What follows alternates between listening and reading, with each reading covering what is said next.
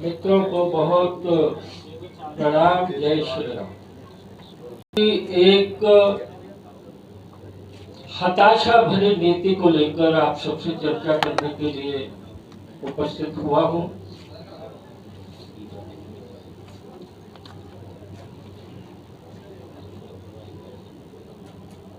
विधानसभा चुनावों में विकास और गरीब कल्याण के मुद्दों पर पिछड़ चुकी और हताश कांग्रेस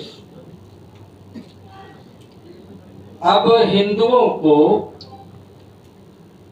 नफरती जैसे अपशब्द कहकर और हमास के आतंकवादियों को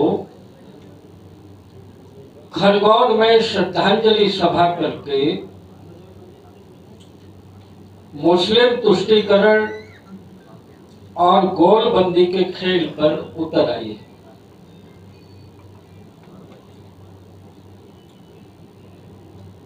कांग्रेसी चुनाव से पहले हिंदू बनकर चालीसा और राम कथा की बातें कहकर मंदिर मंदिर भटके, लेकिन जब 5 सदी का सपना पूरा होने पर अयोध्या में श्री राम मंदिर बनने की खुशी में पोस्टर लगाए गए तो उसके खिलाफ चुनाव आयोग पहुंच गई।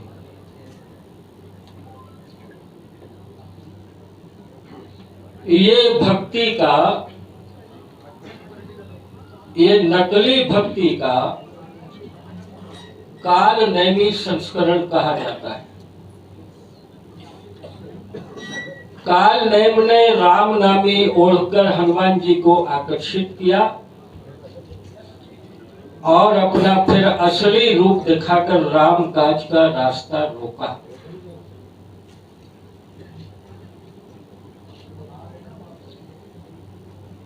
मैं पूछता हूं कि अगर कांग्रेस को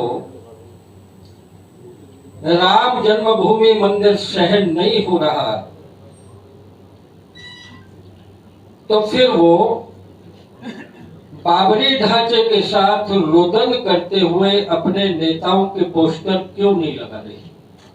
राजनीतिक पार्टी के नाते सोमनाथ से अयोध्या तक देश जगाने के लिए यात्रा निकाली, कार सेवा में खून और पसीना बहाया, का ढांचा धराशायी हो रहा था। समय मध्य प्रदेश से राजमाता सिंधिया जी, साध्वी उमा भारती जी और मेरे जैसे लोग स्वयं मौजूद थे। कांग्रेसियों को आज निमंत्रण दे रहा हूं, चुनौती दे रहा हूं कि जिस समय राम मंदिर के लिए जमीन समतल हो रही थी और बाबरी ढांचे के टुकड़े हो रहे थे, उस समय कांग्रेस की राजमाता सोनिया गांधी से लेकर कमलनाथ तक कहीं खड़े हो तो एक फोटो जरूर जारी करते हैं। के समर्थन की बात करते हैं ना कि राम तो हमारे भी हैं, मंदिर तो हमारा भी है, और तब की बात छोड़िए, 92 से लेकर आज तक कांग्रेस की मालकिन सोनिया गांधी जी से लेकर राहुल जी, प्रियंका जी, कमलनाथ जी, कोई तो अयोध्या में गए होंगे मेरे रामलला को माथा टेकने के लिए। मध्य प्रदेश आ रही है, मैं कहता हूं वो फोटो जरूर लेती आए और जनता को बताएं कि मैं उस दिन अयोध्या जी गई थी, राम जन्मभूमि के मंदिर पर गई थी। मेरा ये सवाल गलत है क्या कि अगर आप राम जन्मभूमि मंदिर पर जाते कांग्रेस के ये नेता तो इनको बाबरी समर्थक वोट बैंक की चिंता सताती। क्या इसी डर से लेंगे?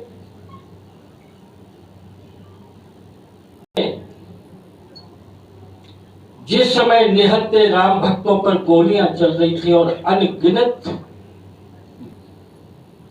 उस समय उस नरसंहार का मौन समर्थन किया था। कांग्रेस के मध्य प्रदेश के प्रवक्ता आज भी बाबरी मस्जिद शहीद हो गई इस तरह की संज्ञा देकर उस कलंक के ढांचे को शहीदी बताते हैं, सम्मान दे रहे। तो आज ये तय करना होगा और जनता को बताना होगा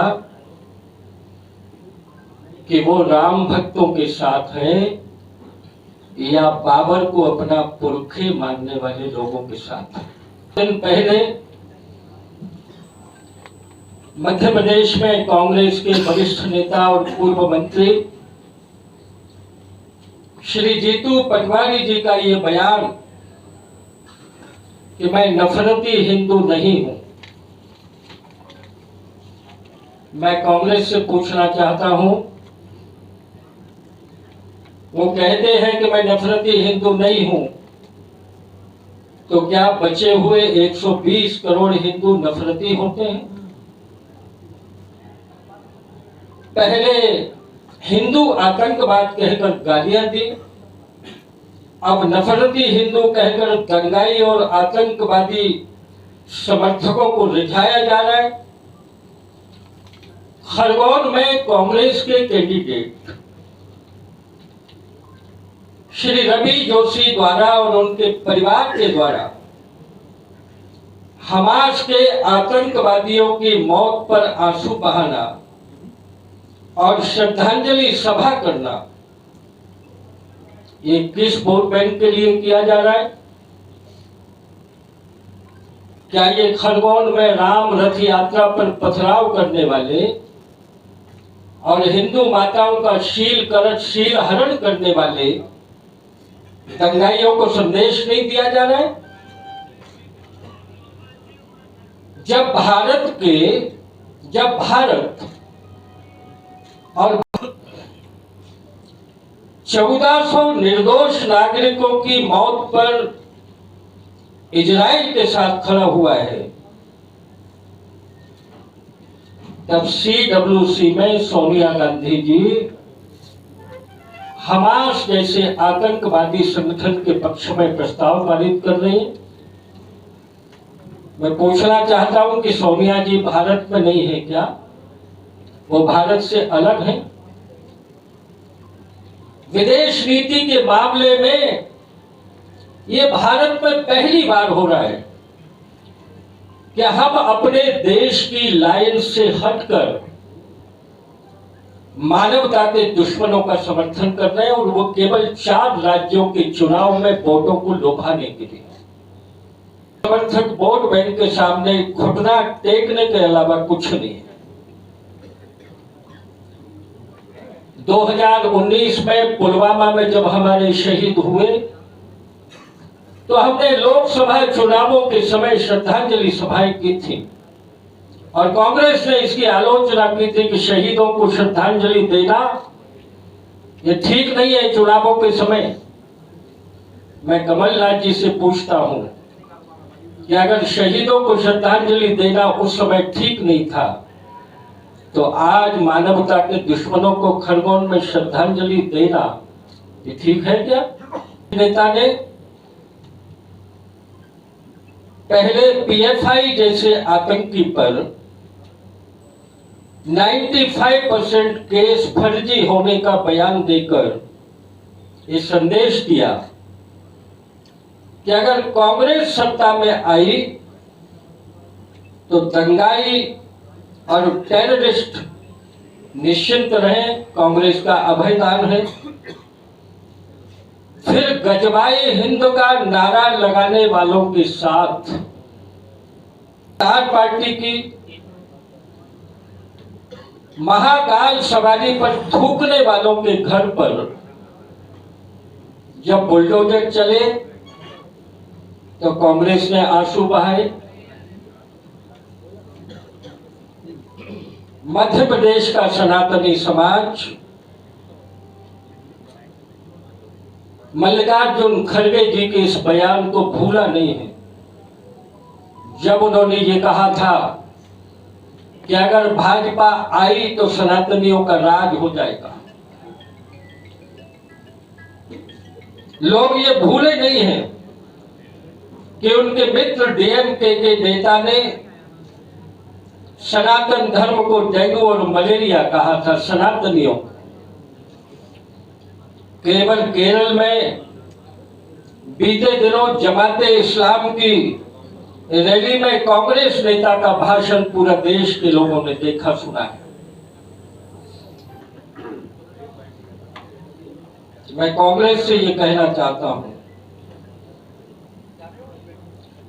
कि हम जानते हैं कि आपका डीएनए वो है, आपके कांग्रेस के जो मालिक हैं उनकी रगों में वही खून बहता है। सोमनाथ के मंदिर का पुनरुद्धार करने से पंडित नेहरू ने रोका था, राष्ट्रपति को नहीं जाने दे रहे थे। और पंडित नेहरू के समय जब विदेशी खलीफा भारत में आया और बनारस घूमने गया तो पंडित नेहरू ने काशी विश्वनाथ सहित सभी बड़े मंदिरों पर काले कपड़े डलवा दिए थे। हम जानते हैं कि राहुल जी आप उन्हीं के वंशज हैं जिन पंडित जवाहरलाल नेहरू ने कहा था I am Hindu by accident, से हिंदू हो गया। और इसलिए मैं ये कहना चाहूंगा कांग्रेसियों से कि माना कि आपने राम मंदिर बनने के मार्ग में बहुत रोड़े लगाए, छद्म तरीकों से वकील खड़े किए अदालतों के सामने, लेकिन आज जब करोड़ों लोगों का सपना पूरा हो रहा है तो अब शकुन करने का काम तो मत करिए। 20 जनवरी को देश के घर घर में जब दिए जलेंगे तो कमलनाथ जी के घर में मातम मनाया जाएगा क्या? फिर कांग्रेस शिकायत क्यों कर रही है चुनाव आयोग के पास जाकर? ऐसा अवसरवादी दल जो माथे पर चंदन लगाकर पहले वोट मांगने की कोशिश करता है और काम नहीं चला तो हरे चादर से अपने माथे को ढकने की भी कोशिश करता है।